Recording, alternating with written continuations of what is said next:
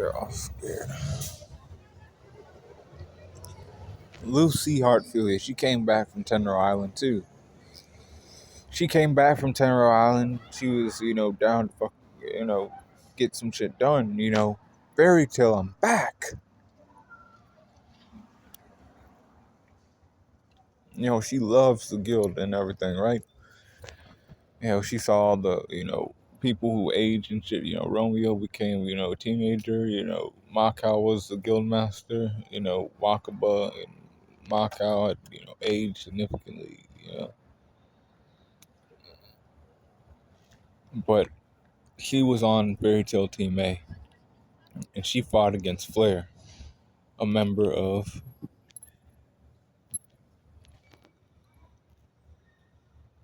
Raventail. She fought against her, right?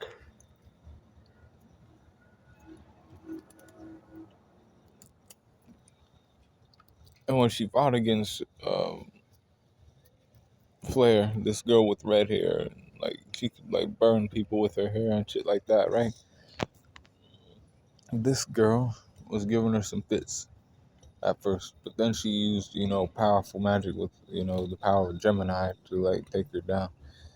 That one move. I'm trying to remember what it's called.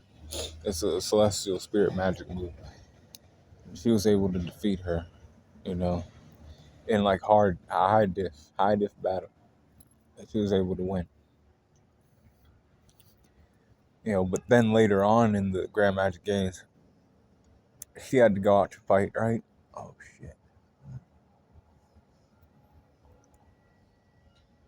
She had to go out to fight, right? So she went out to fight. It was one of those ones where all the guilds sent out a fighter for to represent them, and Minerva just fucked her ass up, fucked her up bad.